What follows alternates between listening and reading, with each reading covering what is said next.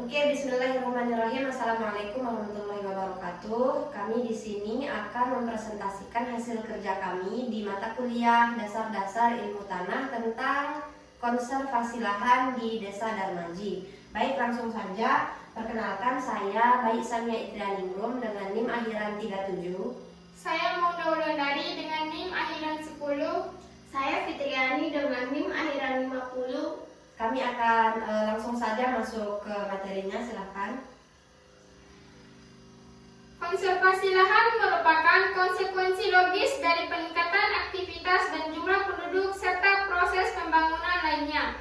Konservasi lahan pada dasarnya merupakan hal yang wajar terjadi.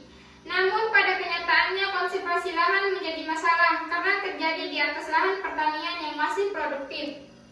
Alih fungsi lahan pertanian yang terus terjadi di sentra-sentra produksi, khususnya komoditas pangan, harus diimbangi dengan penambahan lahan pertanian baru. Jika tidak, ini dapat mengancam program ketahanan pangan secara nasional. Hal ini bertujuan untuk mengkaji lahan yang ada di Desa Darmaji, Kecamatan Kopang, Lombok Tengah, untuk mengetahui kondisi lahan pertanian di sana. Tanah di daerah ini dijadikan kolam ikan. Pada umumnya tanah-tanah di desa Darmaji tergolong berproduktivitas tinggi karena kondisi irigasi yang baik. Kendala utama dalam pengembangan pertanian pada lahan ini adalah lahan yang dialih fungsikan sebagai bangunan atau infrastruktur lainnya. Secara teknis, pengembangan kawasan pertanian harus dilakukan melalui evaluasi kesesuaian lahan yang cocok dengan sifat biofisik dan lingkungannya, dan menerapkan teknologi yang tepat dalam menangani permasalahan di lapangan.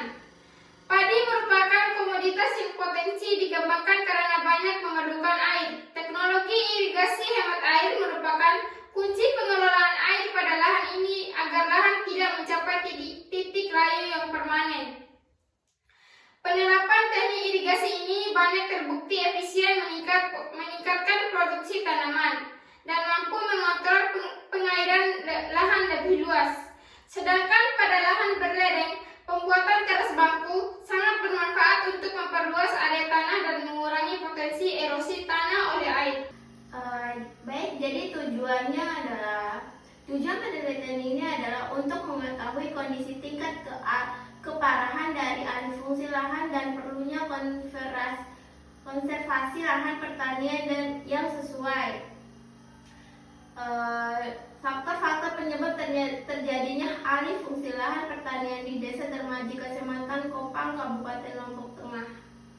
Baik, untuk pembahasannya, sampai saat ini peran sektor pertanian di Desa Darmaji akan masih menjadi penopang kehidupan sebagian besar masyarakat.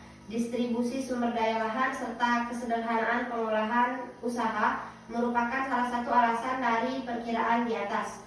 Tantangan berat yang mungkin akan dirasakan antara lain terjadinya perubahan fungsi lahan yang sulit dihindari karena pertumbuhan penduduk, pembangunan dan pertambahan jumlah penduduk, kemudian dampak negatif dari pertumbuhan ekonomi serta munculnya era perdagangan bebas. Lahan pertanian di Desa Darmaji termasuk lahan produktif untuk komoditas padi. Hal ini dikarenakan irigasi pada lahan tersebut, pada daerah tersebut sangat baik. Berdasarkan hasil observasi lapangan yang telah kami lakukan, terdapat sekitar 13 saluran irigasi yang berbentuk sungai ataupun parit, 4 waduk dan beberapa parit kecil yang disalurkan ke lahan pertanian. Lahan di Desa Darmaji termasuk kategori lahan yang cukup air. Masalah yang terjadi hanya seputaran pengalihan fungsi lahan menjadi permukiman dan ruko atau toko-toko. Perubahan fungsi lahan ini lambat laun akan menyebabkan luas pertanian menjadi semakin sempit, yang jika ditinjau dari segi ekonomi kurang menguntungkan. Biaya-biaya produksi merangkak lebih cepat dibandingkan kenaikan harga output. Kemampuan petani untuk bersaing dengan pasar global juga amat rendah. Kondisi ini yang membuat sebagian besar masyarakat petani semakin menjerit. Bagi Desa Darmaji perlu pemikiran untuk mencari upaya pengembangan sektor pertanian dalam arti luas ke arah sektor yang tangguh dan kuat, meskipun upaya tersebut tidaklah mudah. Di sini kami memperkirakan alternatif yang paling sesuai adalah upaya diversifikasi komoditi. Upaya diversifikasi komoditi ini merupakan salah satu alternatif, namun perlu berbagai bentuk penyesuaian termasuk dengan faktor eksternal karena kerap kali berubah. Diversifikasi ini sendiri atau penganeka-ragaman adalah salah satu cara untuk mengandalkan lebih dari satu jenis barang atau komoditi yang dikonsumsi. Di bidang pangan, diversifikasi memiliki dua makna, yaitu diversifikasi tanaman pangan dan diversifikasi konsumsi pangan. Kedua bentuk diversifikasi tersebut masih berkaitan dengan upaya untuk mencapai ketahanan pangan, berkaitan dengan teknis pengaturan pola bercocok tanam. Maka diversifikasi konsumsi pangan akan mengatur atau mengelola pola konsumsi masyarakat dalam rangka mencukupi kebutuhan pangan. Misalkan contoh untuk kebutuhan beras per tahun di desa tersebut, contoh 95 ton, maka dilakukan diversifikasi sekitar 85 atau 80 ton per tahun. Alih fungsi lahan pertanian berpengaruh terhadap ketahanan pangan di Kecamatan Kopang, khususnya Desa Darmaji ini. Apabila dilihat dari kebutuhan beras setiap tahun mengalami peningkatan karena bertambahnya penduduk dalam setiap tahun, tentunya konsumsi beras tentu meningkat, dan kebutuhan beras ini harus ditunjang oleh produksi beras yang harus terus bertambah. Ketika jumlah penduduk bertambah, mencapai kebutuhan beras yang tinggi, maka harus ditunjang oleh beras, di mana produksi beras dipengaruhi oleh produktivitas pertanian dan luas pertanian lahan di Desa Darmaji. Baik, di sini saya akan membacakan kesimpulannya. Lahan pertanian di Desa Darmaji tergolong produktif untuk komoditas pangan, terutama padi. Alih fungsi lahan yang terjadi meningkat setiap tahun seiring dengan meningkatnya jumlah penduduk. Namun, hasil produksi masih cukup untuk memenuhi kebutuhan pangan tahunan di Desa Darmaji.